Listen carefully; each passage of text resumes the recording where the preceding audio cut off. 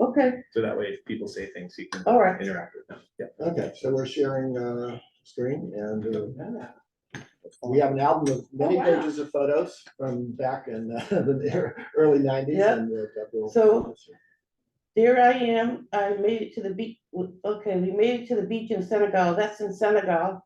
So if you, let me get out of my screen here.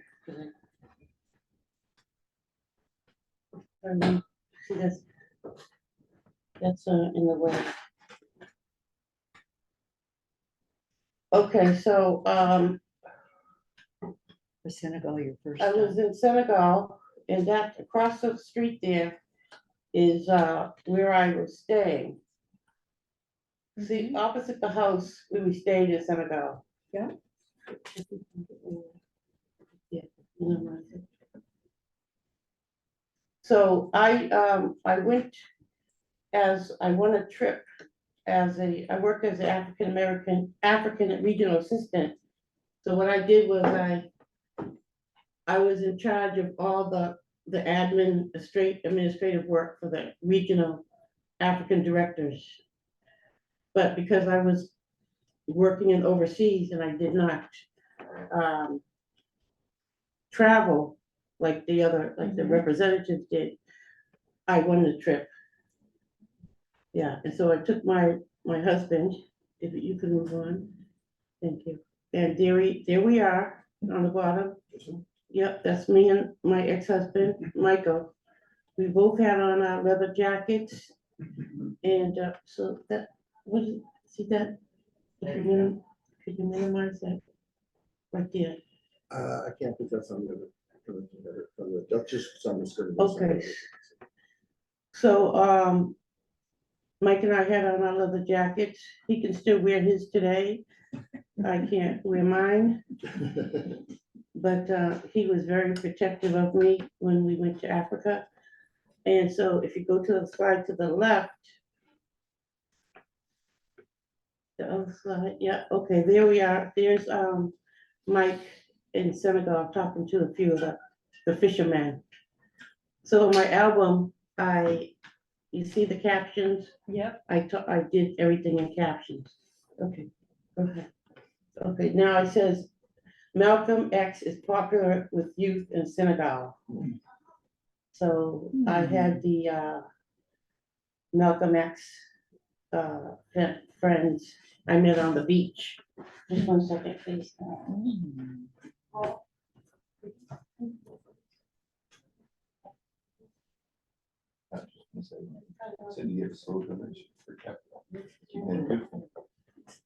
Interesting. Oh, Yeah. You just want to move the people? we gotta Yes. get you another. Okay. You can see it. Okay. I haven't All right, had. yeah. Yeah. For sun protection. Yeah, that's Yeah. a superior head. And, okay, That's that's better. It's an ear. Yeah, that's better. Okay. That's And That's great. you could see that I was in Dakar, downtown Dakar. Now, one of the things I want to say about my trip was my ex-husband, my husband that went with me, we were married at the time. He didn't know very little bit about Africa because he didn't work at Oxfam. I worked at Oxfam, so I had a lot of you can go to the next slide, but I had a lot of training on what to expect. But my husband, he had nothing. So it was more of a culture shock for him. But since I worked at Oxfam, I knew about Oxfam America, the project work and stuff. It was very different outlook for me than it was for him. So there I am at the fish market in Senegal. And there I says, Martin Luther King is well known in Africa. Next slide, I think. Yeah, okay, so there's a fish market in Senegal. And I said, the fish are big too. Yeah. One of the things that I saw in Africa was that, from my point of view, the people in Africa that had worked in the fish market and some of the markets, especially when we went to Gambia, there was like a lot of flies and bugs and everything on the food, and it wasn't very healthy to eat, so I was shocked by that. Do you remember, Yeah, just out of curiosity, remember what kind of fish mostly they brought in? I don't remember, but they were very big fish. So you can go on to Fish the next slide. All right, now, so I had a timeshare down the Cape. So what I did was, I transferred my timeshare we're in Gambia now. And so we were at the Kaloli Beach Club. And Solomon me and Solomon at Kaloli Beach Club. But it was a very swanky club and, we paid like $200 for like a week because we just transferred our timeshare. Yeah, so that's Gambia. So they spoke English in Gambia, so Mike was really at home in Gambia. He was pretty lost in Senegal, because he couldn't speak any French. So when he got to the airport, he got all the guys together and he said, "George Bush, no good." And they all started laughing. It's very funny. Go on to the next slide. So here we are at, the scenery is beautiful at the Kaloli, and the pool was great too. Yeah, so it can go on to next slide. So there we are. Mike showing off his muscles and Deb giving a tour of the villa. One of the things, I'm a big reader. I love to read, as you guys all know, because I got you guys reading the book, New Jim Crow. But one of the, I didn't bring any books to Africa. And go ahead, you can go on. And I was kind of bored, but I have one book. I don't know where I found that one. But I said, dig this pad. Mike relaxing on the couch. It was a really beautiful place. Lovely. Yeah. Okay, and then here we are.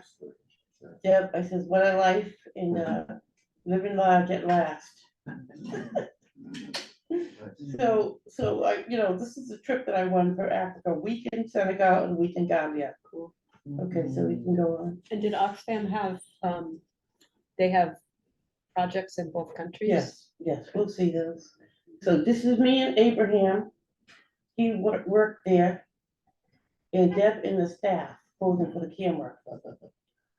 So I was much thinner and in much better shape back then. But anyway, one of the things that Mike and I found was there's a lot of poverty in Africa. And so we ended up giving away some of our clothes, some of our shoes and stuff like that to some of the staff and some of the people we met. And one of the things I remember was I asked one of the staff to wash some clothes for me when we were there. And to my surprise, they were gonna take it in a tub and wash them by hand. I was like, oh wow, this is crazy. I didn't realize that they didn't have washing machines, or they didn't use washing machines. They did everything by hand wash. Okay, in a huge tub or sink. We can move on. Thank you. Yeah, so this is the zoo we went to. Now I'm at Baku in the Gambia. And that is the educational center. They have crocodiles sleeping in the water. And if you go on to the next slide, For so long. they sleep so long, they feed them so good that you can actually pet Oh them my God. and they won't bite you. You did that? Yes, I did. Now this is another pool. This is another, I think this is a zoo, I think. Yeah, this is a zoo. Wonderful sign. Yeah, so we got, yeah, so, Pause if it. anybody wants to write in comments, I think, yeah, a reflection. For how long, much longer, may we logically subject an ailing Mother Earth to mankind multiplying demands? Earth is our only home. It makes sense that mankind should extend the love, concern, and understanding an ailing mother deserves before it becomes too late for both her and dependent mankind. They were That into was the 32 environment a years long ago. time Oh, ago. right. Yeah, that was 1991. Yeah, that was the zoo that I went to. See, we can go. We can go back and look at the photos. We This haven't is, learned anything yet. this is Salio. He was our driver. He was our cab driver. So he took us everywhere around, to the Gambia. He took us They're, around. they're key, aren't they? Yeah. A good cab driver is Yeah, wonderful. and he became like a friend. Him and Michael were buddies, and we were like friends and stuff. So this, I don't know who the parrot is. You see him, the parrot? Mhm. Yeah, he's in there Oh, yeah. somewhere. Yeah, it's right there. Green, right there in the middle. Okay, yeah, thank you. That's the zoo. That's still in the Gambia, I believe. Okay. Mhm. Now there's the tour guide in the zoo with monkey. Mhm. There's a hyena. I kind of felt bad for these animals, you know, they're in Africa. I mean, you know, they should be able to roam around, but you know, I guess they have to have some tourist attractions or something. So you can go to the next one. That's that hyena, I believe. Leo the lion. I don't know where the picture is for Leo. Okay, you can go. So the monkeys are somewhere. So there's Sayo and jeez. Mike. So they were like, but they became buddies, you know. Mhm. I don't know how we found it, but I think Sayo found a Chinese restaurant for us in Africa. I don't know how we found that, but we did. So Do you remember what kind of a camera you were using at the time? I'm I just curious. forget. I Mm, don't know. we weren't But I using- remember it wasn't a phone, it wasn't a cell phone. No, no. Digital. You can go ahead. Okay, that's more of the tour of the, okay, you can go on. Wow. That's more of the, I said, still no privacy, I'm taking a nap. All right, you can go ahead. Taking a picture with the animals, and then they're still here. The animals saying, oh, I thought we could have some privacy. Okay, here's the crocodile pool. Remember I said you can actually touch them? Oh, It doesn't bite. So I actually petted it myself. I think it might be in the next slide. Yep, that's Michael petting the crocodile. Yeah. I don't know what that says. But there we are back at the beach club, the Coley Beach Club. So So I went beautiful. to a village, but I don't know if I have any of those pictures. So you can go on, yeah. There are more crocodiles. really? Wow. Oh, yeah, there's the village we went to at Bacau. And we actually met with the chief of the village. Yeah, the chief came out the little hut and he sat across up from us and we crossed our legs and he looked at us and of course we couldn't speak the indigenous language, but I believe he gave us some type of blessing, some type of blessing and some type of charge. It was very spiritual. Yeah, the chief of the village and people were just walking around, women with, you know, they had the things on their heads and they were just going through their daily lives. Mhm. I was surprised to see a village, but you know, there are little villages and, you know, Mhm. people just do their thing. Okay. Okay. Here I am, I'm always finding the children. Mhm. I'm just popping beans, so I found the children. Deb and the children at that call. And Mike was hanging out with the kids too. They love having their pictures taken. Yes. They love having their picture taken, Yeah, that right? was one of my favorite pictures, Mhm. you know? Okay, so we can go ahead. And then here's Sayo. Goodbye with Sayo. So that's the kids and that's the crocodile pool again. We're still in Bacau, so we just rode around. Sayo took us different places. And so here we are back at the village. Now, the African women were working on the lawn. And that was their job, just to sit out there on the lawn and it'd be like, they were like props, or they were like picking the grass or something. I thought that was very bizarre. Mm. But what I found about the people in Africa, that they have a special grace about them. God gives them a special endowment of grace, imbues them with grace. So even though they have hard times and poverty and stuff, there's a grace, there's a peace, and there's a joy that the African people have, that they exude. And those people actually gave that to me.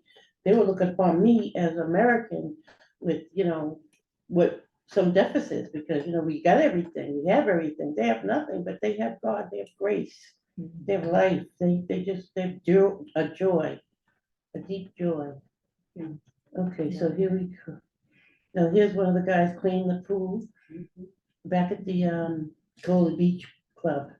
And the beach was just beautiful.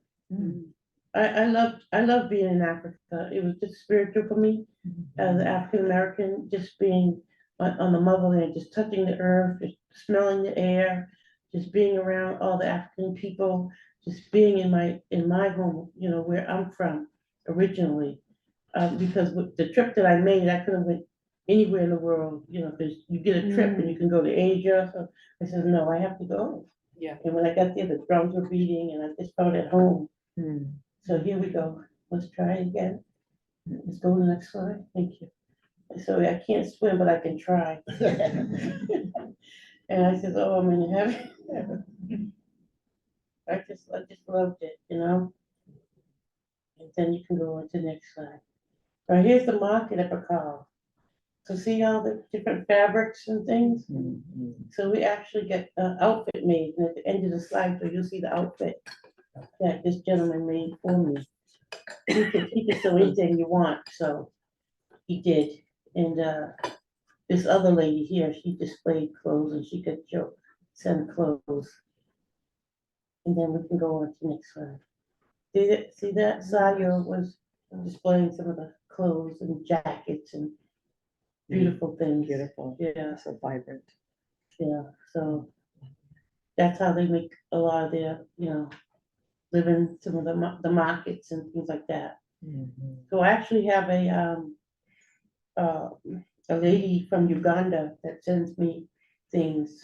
And then if anybody wants anything from Uganda, I have scarves and things like that. But that's another thing that I'm doing. So anyway, we can go to the next slide. She's a great salesperson. And then see the masks in the store in Senegal. I was outside one day and I brought some masks.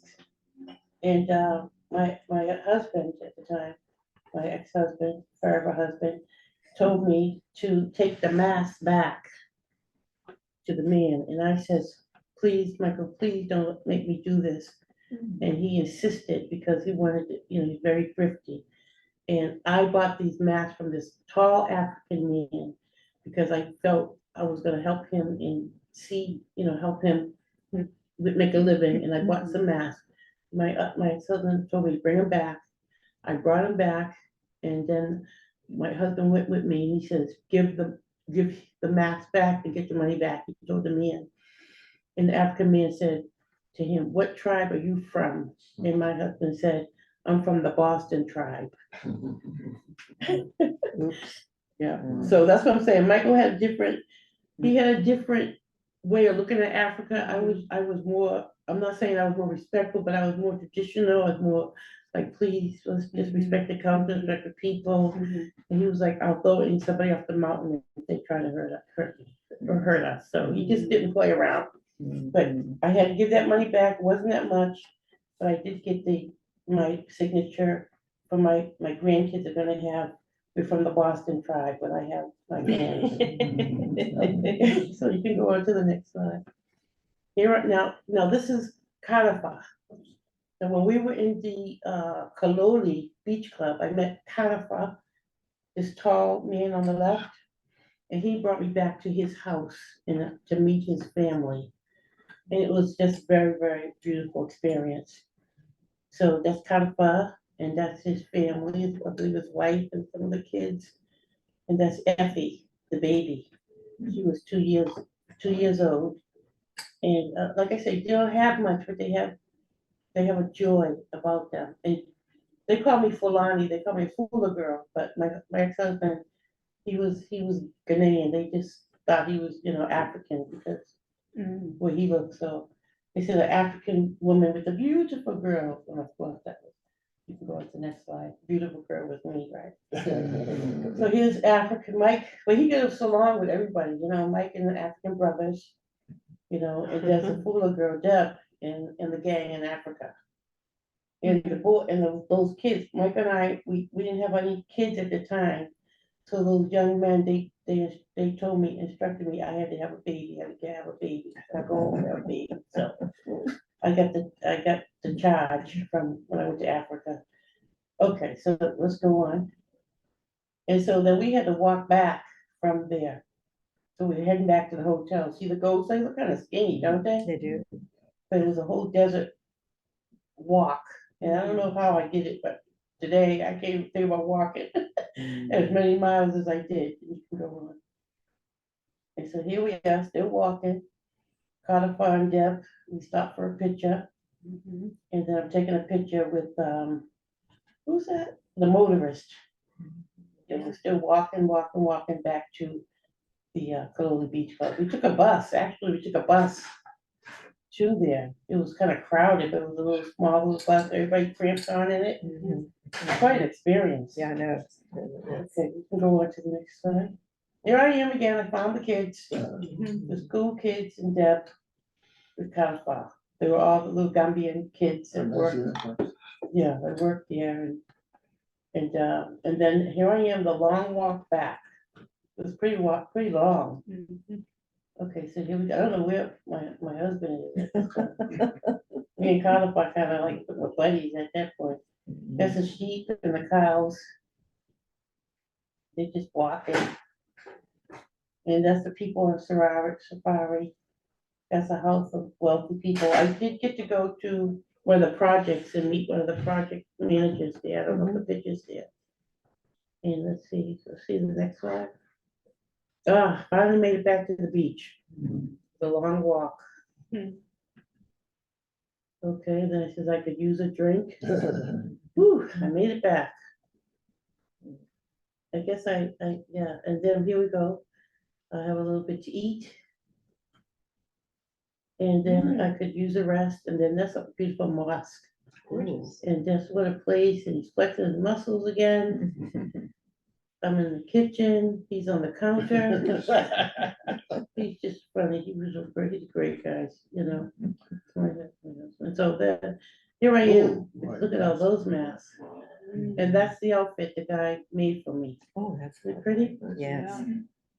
Yeah, Okay. so I guess Mike wanted to spend money on other things and just, probably didn't think those masks were useful that I bought, so I took the money back and I bought myself a nice outfit. Yeah, we did bring back some African prints and things like that, so we can show, what else do we have? Almost there, okay, back in Senegal, because we had to leave, so please take my picture, and then, taking pictures from the balcony in the final days in Senegal. That's where I stayed. Now, when the first night that Michael and I were in Senegal, we stayed, I believe that's the office that we stayed in, the Oxfam office. But it was like a train. It was, people were praying to Islamic people, Islam, but you could hear the prayers and it was like almost like a train running through the prayers, people just, what you're doing, reciting their prayers. And then let's see if there's anything else. Say, okay, yeah, that's me, and I met the executive director of Tango in Gambia. And on the left is Mark, who was the office manager in Senegal. So that's why I say I won the trip, but I think they kind of tricked me because they knew I would choose Africa, and they knew that I would go to meet some of these officials, the project managers, so I mean, I won the trip, but they had me working. Sure. Yeah, I was gonna go to Paris on the way, because I wanted to go to Paris, but I thought, no, I only had 2 weeks, and I felt like if I go to Paris, then I couldn't do all that, that was too much. So that's a mosque on the way. That's a town in Senegal, that's the way back to Senegal. And, okay, there's that bus I was telling you about, that we went on, yeah, the buses. So, I mean, I was with the people, we were mixing and mingling with the people. So we were, but it was more like a Oxfam trip where when I got to Gambia, it was more like we're in this Coley Beach Club, it was beautiful, and I was asking Mike, can we just go out? And, he didn't really want to venture out too much, because, he's very cautious about not, being someplace where he wasn't familiar too much with, so. But we did get to see a lot in Senegal. Yeah. and that's a town in Senegal. And that's the building in Senegal. There was a lot of poverty, I wasn't expecting it, really, and I just didn't think that it was gonna be so much poverty. But it was there. But how we got from Senegal to Gambia was, we had to take a little plane, a jet over the Gambia River to get to Senegal. And I remember when I got on the plane, on the boat, I don't know, but a lot of people were approaching me and they was asking for money and stuff, and Michael had to come and kind of like shoo people away. It was kind of like, really, Can be it overwhelming. was overwhelming, be yeah, to overwhelming. see. To have I those think people. they're either just finished or they're in the process of building a bridge Hmm, across the river. yeah, all right, Yeah, very, like in the Yeah, last I'm- year or two. yeah, I could fit in that plane, I couldn't fit it in now, I'll tell you that right now. All right, so let's see the next slide. So there we are, I think this is Senegal again. It was really hot, of course it was hot there. Was it? And then when we went to when we was in the office, I think it was like a little bakery, and you could get like, like a baguette or something like that. And a lot of the people wanted to come to America. They just thought America was the place, like everybody, but it was really difficult to get to America. You had to have a visa, you have to have money, you just can't just hop on a plane. No. And the thing about it is, a lot of people just run. There's a lot of, open space and, that's why when people come here, they win the marathons because they spend a lot of time Running. in the outdoors. You can go to the next slide. Right. See, some of them just run, especially in Gambia, and they're in good shape, and so I think that's the hotel, that place we were in. So we got to be in the Oxfam building, and there's a place called Goree Island where the slaves were had to depart from. So it was like a little cave, and we actually went to Goree Island, and we looked out the place of no return. It was very, very spiritual, very, very hard, to be there, but it was good to be there. So I have that picture, but I don't know where it is. Okay, so here we're getting near the end. I'm waving goodbye to the cameras. Look at that hat, huh? Yeah. He was a fisherman, and it's funny because Mike couldn't speak any French or anything, but I guess he found a way to communicate. So that's me reflecting on my last days in Africa on the top of the thing, and then there's some twins. Yeah, jumelles, if we say in French, and our last day in Senegal. And then here I am, leaving Senegal in style. And then there's me, Ramin, and Lamine, they were Oxfam staff. And see that he has on an Oxfam America t-shirt. Yeah, so the staff were black, and she's administrator, he was one of the workers there. Was that right in front of their office? Yeah, that's the office, yeah. And if you go upstairs, that's where we stayed. It was a bedroom and everything. Oh. Yeah, we stayed there for free in Senegal, but in Gambia, we went to the Kololi. And so the next one is Mike hanging out with the twins and Mark. Mark was an administrator. And then, we made it back to New York. I mean, I was so happy to get back to America. I kissed the ground. I was like, hey, to the police, to the people in the airlines, everything, hey, just happy to be back. And so then here we are, waiting for the plane at Kennedy and home at last. God is good. And then I feel good, and he says, I can't wait to turn on that set. And that's it. That's it. Yeah, that's just my, okay, one more. That's great. Thank you. Wow. That was something, huh? I feel like that took me back all the way That's to cool. Senegal, yeah, in the Gambia. So I'm just going to thank you for coming. And if you have any questions. Yeah, question, you talked about the Muslims, and did they have regular call to prayer several times a day? Or when we were, Yeah. Carol and I were in Egypt, Yeah, all of a sudden these loudspeakers would sound like, there was a Yeah. warning, there was a, bombing coming in or something like that, but it was like 5 times a day. I Yeah. think once was at 4 a.m. and both Yes. of here. Called a prayer. That Remember that, Carol? what they used to do before the amplification, but they sure is loud now. That It they're is. loudspeakers. Yeah. It is. Yeah, it was just, I didn't hear the speakers or anything, but I remember when we got there, we were, laying in bed sleeping, and then it was just like this roar, like this prayer. All night long. Wow. And when we got up, we didn't hear it.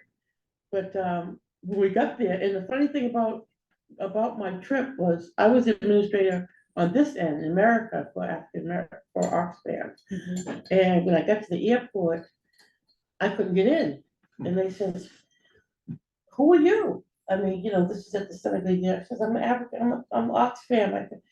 I didn't know I was supposed to write myself a letter. I'm the administrator. Oh, I said, no. "The administrator, I have Oxfam, I have access to Oxfam letterhead." And I could have just said, "My name is Deborah Mitchell, blah, blah, blah." No one told me, so I couldn't get in the country. And we had to call Mark, who you saw, to come down and vouch for me. And by Mike was over the side talking to the guy, George Bush, no good. And we couldn't get in until Mike came and said, "Yeah, she's with us, she's Oxfam." So, so what you don't know sometimes can hurt you, but we got in. And so that was quite a shock, a culture shock for me, but also experience to see Africa and to go back one day. I would like to go back one day. And I know the Gambia has had the year of return for African Americans who were brought here and enslaved. We can go back to Gambia and get dual citizenship. But that time is, I don't know if they still offer that, but Interesting. yeah. Interesting. But if I hadn't won the trip, I would not have been able to go to Africa, because I guess it's pretty expensive, but Absolutely. If you went back, would you go back to the same 2 countries? Or would you go somewhere else? like I said, I want to go to Ghana. Ghana. Ghana is the year of Okay. return. Mm. I don't know if you've heard of that. No. And so I did prepare something about Senegal, which I could try to read for you, but in the meantime, I want to. So you talked about, the young kids, or a lot of people have so little, in their lives, but there's just the joy that they have, on me. I was Yeah. going down the Amazon River in Peru many years ago. We'd stop at these little villages, and the kids had like nothing, but they were just happy, about most content people I've ever met in my life. And Yeah. it was such a important lesson to realize that you don't need a lot of stuff to be happy and content. The same in Haiti, but I have to tell you, when you hold a baby that's 9 months old in the size of a 1-month-old, it is really horrible. One of the things that happened when I got back when I got back immediately from Africa, I went to the mall and there was a store with just slippers, a slipper store from top to bottom, just slippers. And I said, what a waste. What a contrast in our kind, where we live in America to where Africans and Haitians live. We have a store with slippers, period. I mean, who needs 1,000 different pairs of slippers? So I'm just getting back to Africa where the people have nothing, food, bugs on their food, in the market. It was gross. It was just terrible. Flies on the tomatoes and everything. And they had to eat that, And then I come back into the store, just with a whole huge store, just with slippers. And I said, God, help us. Very symbolic. And one of the guys I work with from Ethiopia, he would go, his name was Rob, and they had the famine in Ethiopia. Remember the time they had the famine there, you know? And I said, Rob, how do you, he would just go back and forth. I says, how do you deal with this? He says, what do you do? He says, they just sit, people just sit. And they don't have anything. And then I was reading about Harry Belafonte, because Harry Belafonte was a humanitarian. I didn't know all this. He was a great singer, but he was out there and he did We Are the World. And when he went to Africa too, and was feeding people. And he was very discouraged. And he met this one guy and he says, how do you deal with this poverty and things? He said, you just do what you can, and just move on. Just do one thing at a time and just be thankful for that one thing you can do. Do you have to go? No, I just need to stand up. Oh, okay, so, did you want to put this on the screen, or do you? My new hip is like, okay, Um, we're done sitting today. Yeah, that picture I can share from your computer. Okay, I believe I can, if I can find the shipper. okay. Oh, no, You no, and- oh, you're I not don't in- know. Okay, you're not so, in the, United all right, Kingdom. facts about Senegal that make it special. And, because I don't want to just say the bad stuff, right? The Senegal is a country in West Africa known for its vibrant country with over 20 ethnic groups. Dakar, Senegal is known as the Paris of Africa because Interesting. you have the thinkers, you have the Negritude movement, you have Senghor, Senghor Sadat, you have Aimé Césaire, you have all these French writers, and the Negritude movement was where the Negritude was a movement of where it was just like all this black culture and literature came out of Dakar. I've always wanted to go to Dakar. The capital of Senegal is Dakar, which is the political and economic capital of Senegal and holds over 30% of Senegal's total population. Now, this is what I didn't know. Senegal has a pink lake. The lake contains high concentrations of salt and bacteria that can only survive under a particular condition and gives off a pink color when absorbing sunlight. The uniqueness of the pink lake has attracted a lot of tourists to the country. I didn't get to see the pink lake. I didn't even know it was there. That's beautiful. And Senegal boasts of beautiful colonial architects, secluded beaches blessed with world-famous surf breaks and wildlife. Senegal's biggest exports are peanuts and fish. Now, what do the Africans love to eat? I like to eat because but I wasn't this big back there, but they do something with the peanuts and chicken. And it's good. Peanuts and a chicken dish, and I had some of that. That was good. In 2026, Senegal might be the first African country to host the Summer Youth Olympics. That'll be cool. One of Africa's most famous dish, jollof rice, originated from the Wolof tribe of Senegal during the 14th and 16th century. The Senegalese flag has green, yellow, and red vertical stripes with a central green star. Now, the Pan-African colors with green along with the star representing hope and the country's major religion, Islam. Yellow representing the richness and wealth obtained through labor, and red representing the struggle for independence, life, and socialism. Okay, guys, let's get your YouTube channel, Historical Africa. Okay, so that's something I really liked about, I wanted to share. And this is a Senegalese young lady. And you can tell, I can tell people by the way they look. Because I worked in Oxfam and I was in the African American region. So if I see somebody that looks like this, I can tell if it's from Senegal. I can say, oh, you're Senegalese. Or I can see somebody from Abasa, from Ethiopia. They say, where are you from? You from Ethiopia? Yeah, from Ethiopia. Because I worked with people for such a long time in the region, from the different regions. So it was really a great job. I enjoyed my time at Oxfam. I also worked in the fundraising department. I did direct mail. So when I went from receptionist, I went into donor services, and the donor services is where you just, you put in all the donations, just like data entry. But then they saw that I could do more, so then I was working in R&D, resource and development, I did direct mail, and then I went to the overseas department, and then I got a job from affirmative action. I know affirmative action is dead now, but there was a lady, and she was affirmative action, and I got a job, and I was a supervisor at Oxfam of all the people in the overseas department.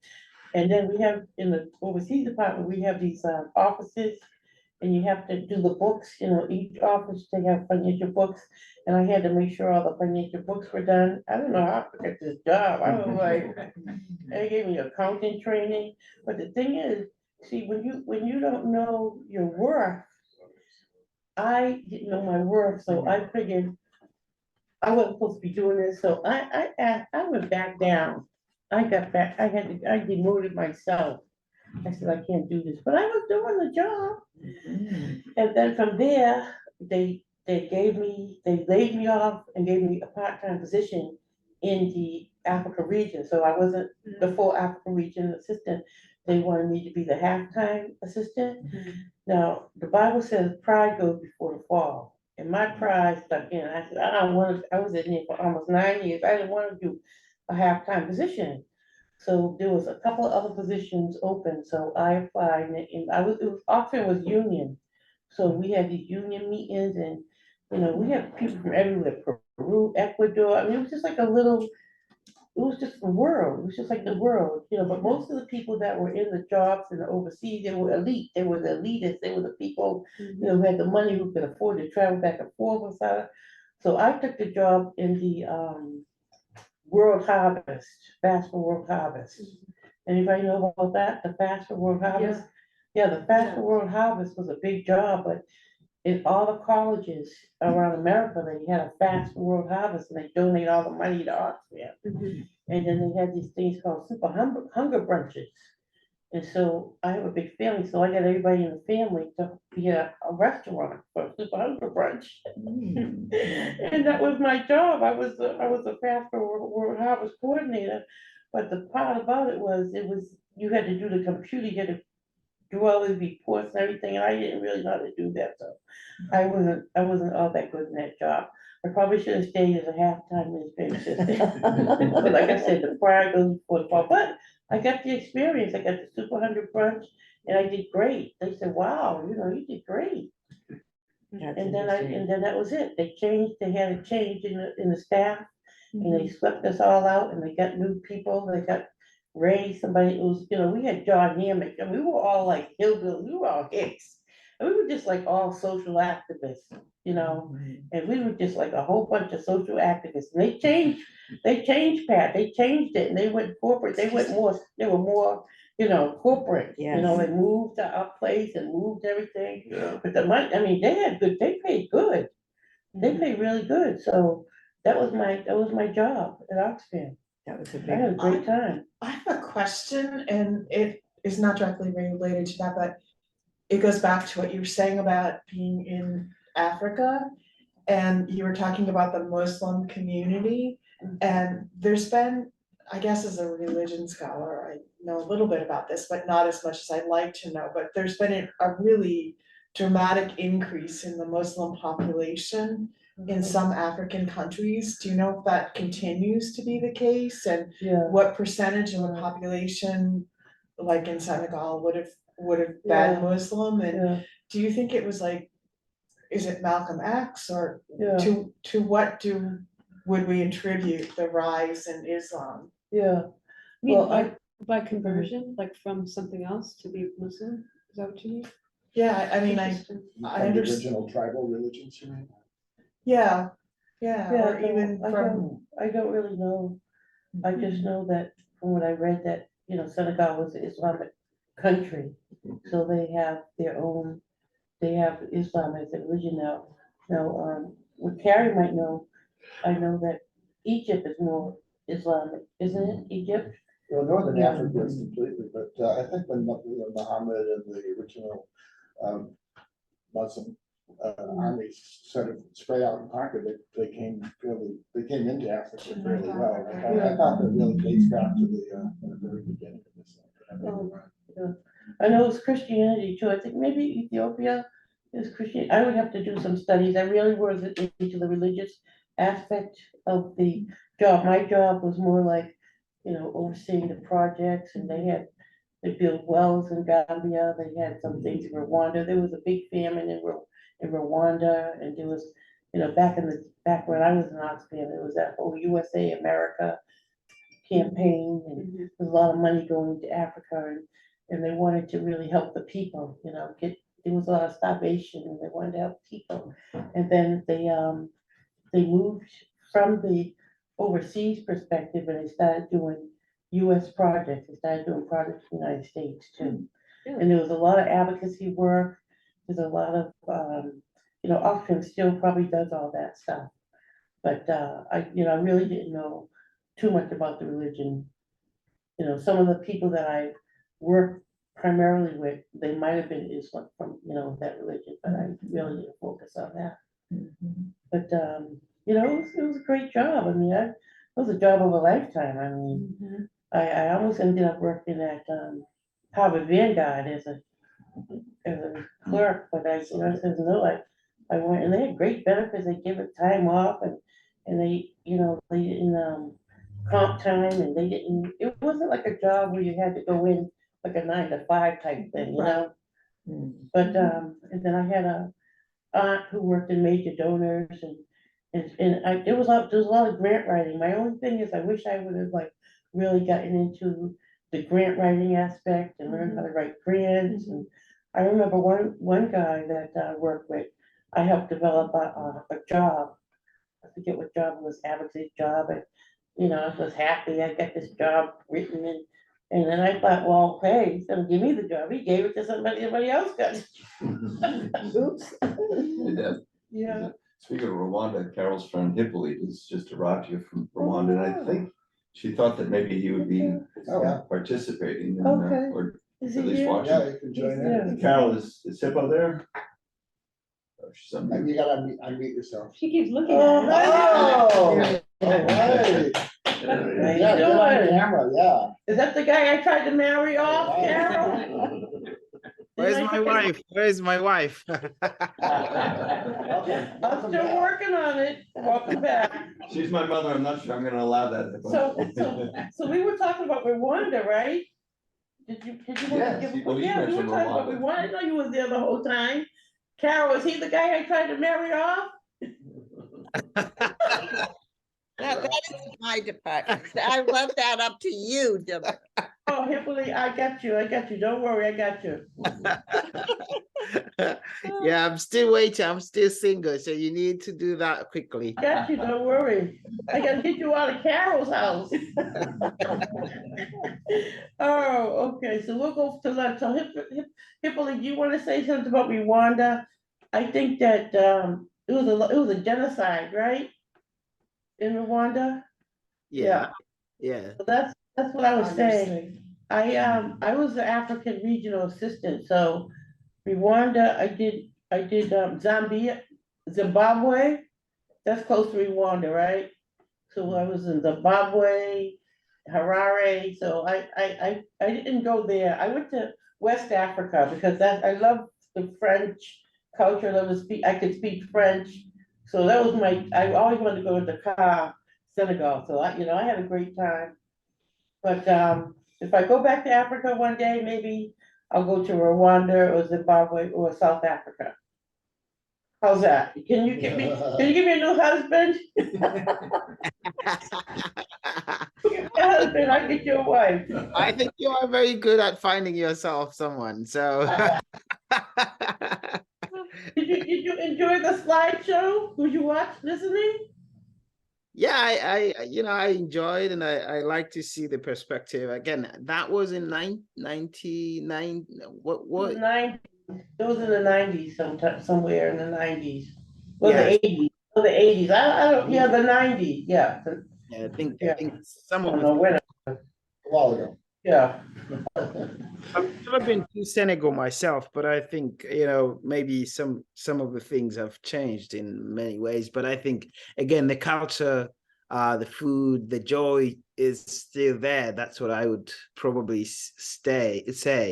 The influence of France as a colonizer, it's still there, French, and the influence of the states through media is also growing, I would say. And yeah, so I think the culture of joy is still all around, even if supposedly defined as poor, but Right.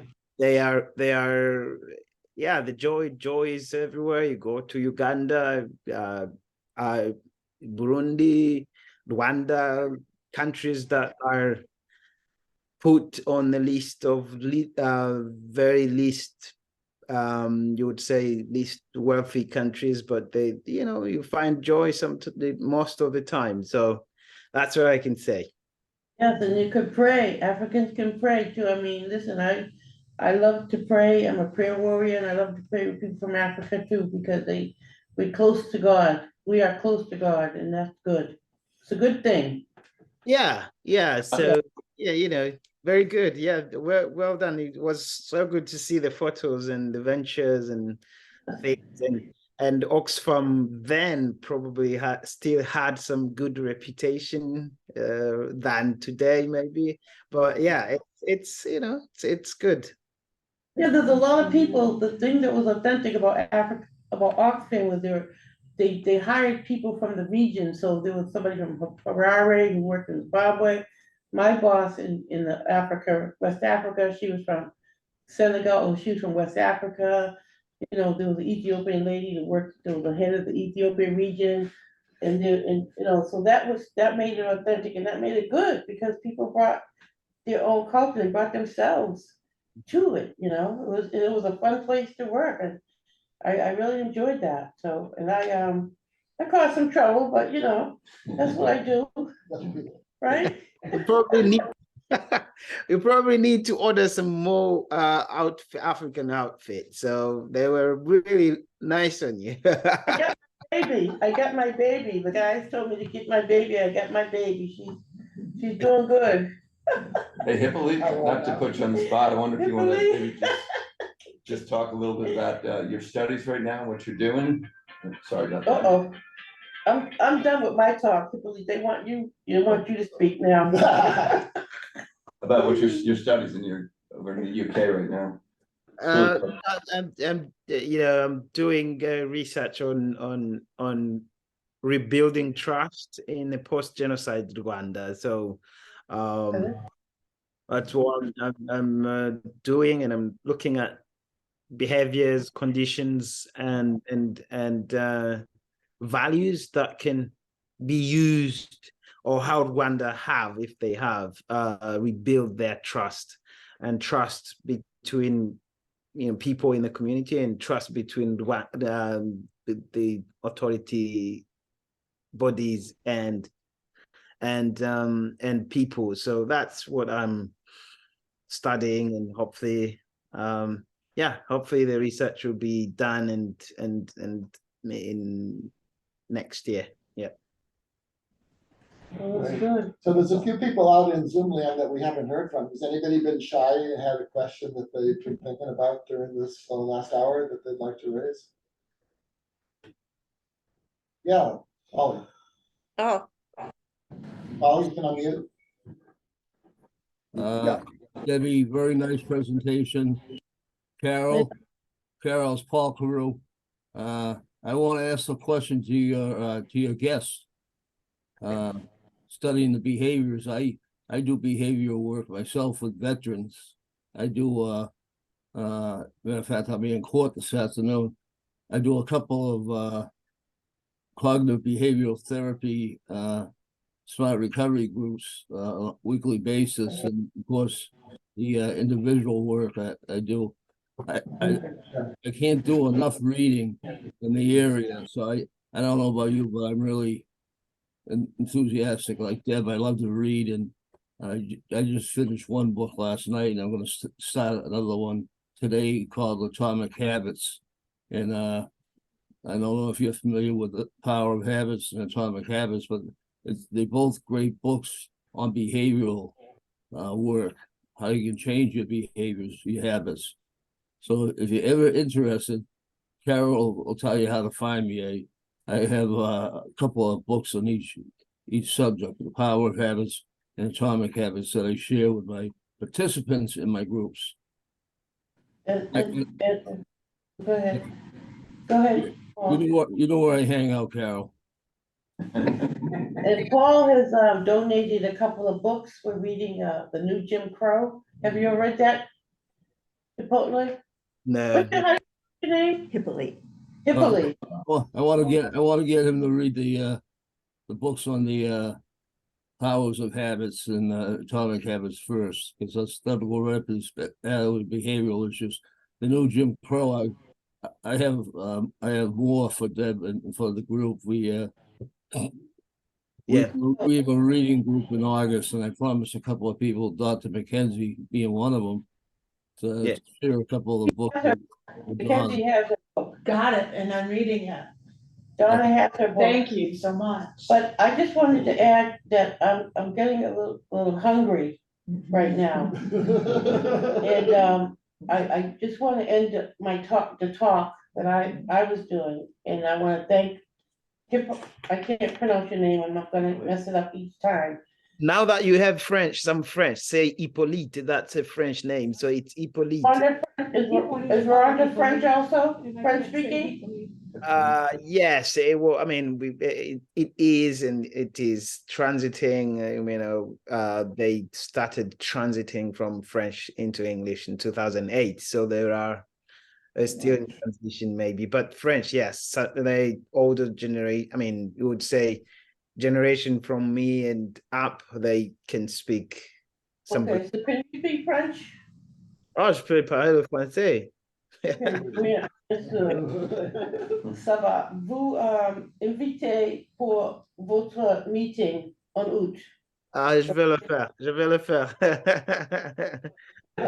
Okay, Paulie, I know you want to jump in right now, but we're gonna end the meeting. Right. Right now, we're gonna stop the recording, and then we're gonna have an after meeting. So could you do that, please? We're gonna stop the recording. Yeah, we will stop in a second. Let me just formally thank you for being here. Yeah, I take donations if anybody wants to donate to my group. Just to preview the next couple of weeks. Next week is actually me, yours truly.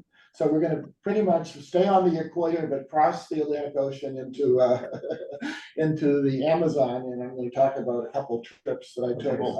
We talked about the Amazon with Bill. The rainforest, right? Rainforest a while ago, and I'm gonna talk about our little boat, our tour boat with 4 people on it. And Wow. the environmental and the biodiversity and the indigenous people and all the different issues down there. The week after that, we actually have a opening. So I think we're on a roll for travel. Anybody's got a good travel story, this is your once in a lifetime chance. And then the week after that would be the 31st, the end of July. And Bill, maybe you want to talk about who's coming on the 31st. It's your niece. Sure. I have a niece who likes to do crazy things. And she and her husband did a 10,000-mile bike ride down the West Coast and then over to Istanbul and the Silk Road to China. So they have a lot of interesting experiences, and hopefully she's going to share that with us on the 31st. So, Excellent. Okay, and that will actually end our season. We traditionally take August off. I think we used to take July off as well, but now it's just August. And so we'll have a month off where you can catch up on your travels and then be back on Labor Day. So I will thank everybody, and I not will back on stop the Labor Day. recording. Labor Day, after Labor Day. After Labor Day, yeah. And we do need speakers for the fall if people want to start thinking about that. Okay.